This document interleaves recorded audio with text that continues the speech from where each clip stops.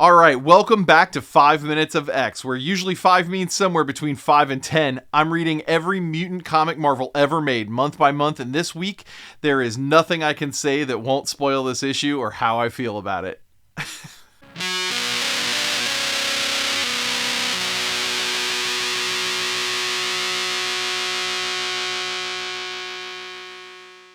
The X-Men number 65 was released December 12th, 1969. It was written by Denny O'Neil, a new writer for us, and drawn by Neal Adams with an assist from Maurice Severin. Behind the scenes, things were getting a bit experimental as the series approached its original 1970 cancellation. This issue features a legendary crossover of talent. Denny O'Neil steps in for Roy Thomas, marking an early collaboration with Neal Adams before they became the definitive duo of the 70s. Most famously, they were the creative team on their later work for a lot of books for DC. They wrote a ton of Green Lantern, Green Arrow, a ton of Batman. Maurice Severin was brought in to provide the cover and some layouts and artistic support. She isn't actually credited on the page, however, and that kind of sucks. Severin was Marvel's ultimate utility player by this point, and her presence usually meant that the office was pulling out all the stops to keep a book on schedule. That's kind of the case here. One other fun fact, Dennis, or Denny as he was like to be called, Denny O'Neil, was actually brought into Marvel by Roy Thomas himself. Thomas had suggested O'Neil take the Marvel Writers Test, which was a thing at the time. O'Neil passed with flying colors, though, and not to bury the lead too much, this is not Denny's best work. All right, enough fiddle farting around. Let's get to the penultimate issue of the X-Men. Holy cow. We start with the original 5 X-Men, which I will now be calling the 05 as a shorthand. That becomes the norm going forward. Whoa, how many parentheses deep am I? I think I've interrupted myself 4 times. I'm keeping all that. Okay, so the 05 are the front door. They're at the front door of the X Mansion, and Lorna and Alex are in their X duds waiting for them to return. They tell the 05 to get dressed in their X outfits as well, and this starts like an argument. Oh god, it's so bad. Okay, so there is no reason for this to be an argument. The following 3 pages are poorly written and literally don't matter. It's really frustrating. This is just bad writing. So the 05 agree to get dressed, and afterward, Alex shows them a video of this alien race, the Xenox. They're meanie bad boys, and they have a planet the size of Pluto that can move around in space, and they're headed directly toward Earth and want to kill us all. This is actually good writing, so I'm going to give credit where credit's due. Scott doesn't believe Alex because he and Lorna didn't explain how they knew about the Xenox, and they don't seem to have any proof. This is bad writing. Jean just starts crying. Scott notices, and she says that her months-long secret has been hard to keep, and Professor X is revealed alive. This whole time, 23 issues ago in January of 1968, they killed him off. 23 issues, 23 months later, he comes back, and the reason he was gone? So he could plan his response to the Xenox threat without interruptions. This is bad writing. This is just awful. We learn that Mimic, remember him? he only had months to live, and he wanted to atone for all the bad things he had done. So he posed as Professor X in his final months, and then died at the hands of Grotesque when we thought it was the Professor. This is mediocre writing, I should say. It's fine. I don't know. It's an X-Men twist. It's fine. So we go into a training montage with Professor X and 4 of the X-Men. I'll give you 5 guesses which X-Peep is left out, but you only need 1. No one cares about Warren. Angel is just completely cut. Okay, so we cut to the spaceship entering Earth's orbit, and the training is cut short. The 04, I guess, because Warren he's just not here. He's just not here. Even Alex and Lorna are in this panel. It's all of them but Warren.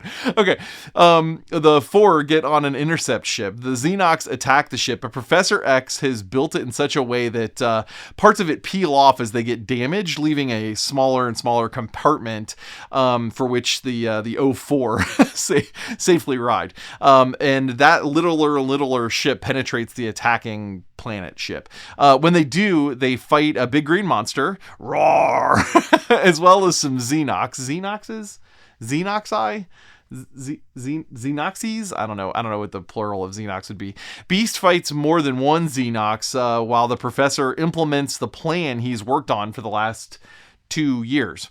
So he uses his mind to seek out new life and new civilizations. Wait, no. He seeks out kindred spirits, humans and superheroes all over the world with compassion and goodwill. These people are the antithesis of the aliens, and he needs to collect all that positive human energy. Professor X dismisses professionals who are busy doing important stuff like surgeons and pilots. That's just silly writing, but that's fine. And he dismisses the hateful, the cruel, and people with prejudice, as the Xenox would love them. Kind of cool writing there. I don't know, I guess.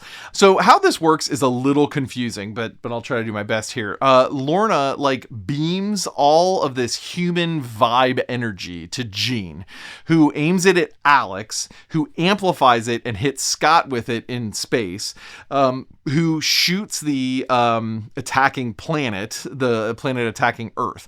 Meanwhile, Bobby keeps Scott cool as all of his energy makes him a spicy boy. Hank and Warren, who is now inexplicably here, keep the fight going to sort of distract. And so with Scott's vibes hitting the baby planet with those vibes, we get 2 full pages of this awesome art where we see skinny top and bottom panels of the teamwork flanked on the left with positive people of the Earth vibing and flanked on the right with the Xenoc grabbing their brains in pain from all the vibes. It's really a cool couple pages. It's great art elevating the story here as to separate humans across the planet sort of merge minds, even if it's somewhat unknowingly. The Xenox leave their attack ship behind and retreat to the little planet. And Professor X lets all of the positive people of Earth go free with a message: go and God bless. This is actually pretty cool writing. That's very Professor X. That's very teamworky. That's good writing. Okay, Professor X hits the floor and he is just wiped. The O4, again, no Warren again, escape in the ship they came in on, and we end the issue with a tease of the Incredible Hulk.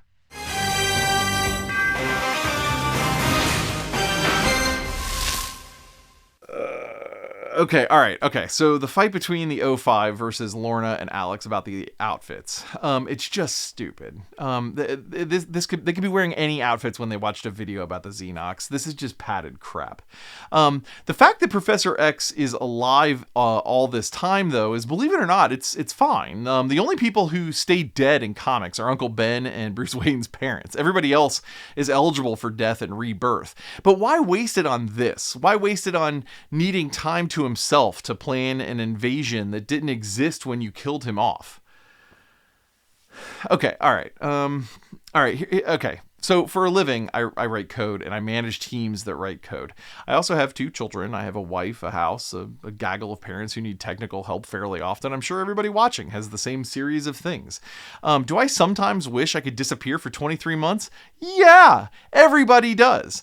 Is my stuff as life-threatening as Professor X's? No, but the X-Peeps would leave him alone if he just asked them to. Or maybe they could have helped, and it would have been a fun arc, where the X-Men helped build this plan out. The professor is just a selfish asshole here. He just comes off as a selfish asshole, and this is not the first time. He's just an asshole. Gosh, it's just so frustrating. Look, I liked a lot of the stuff, the X stuff, while the professor was dead. These last 2 years has actually been mostly good. Hell, the Xenox concept is also really cool.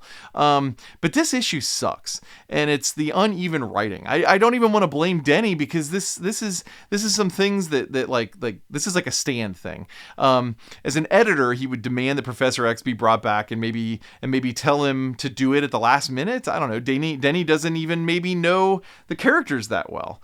So I'm not even sure I want to blame him for him. All in all, this issue sucks. I'm just let down by these 20 pages. It could have been better. It could have been better. Another chapter in the Mutant Chronicles is complete. For more character info, reading lists, and what other nerdy projects I'm tangled up in, swing by Jordy.com. New episodes drop Wednesdays at noon and Fridays at 4 p.m. Eastern. I don't have anything witty to say. I don't have any. I didn't plan anything witty. I'm just bummed out, and I don't like being bummed out. The X-Men rock!